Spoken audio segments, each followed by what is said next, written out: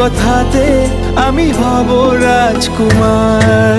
জনম জনমের ভালোবাসা তোমার আর আমার রূপ কথাতে তুমি হবে রাজকুমার। তোমার রূপ কথাতে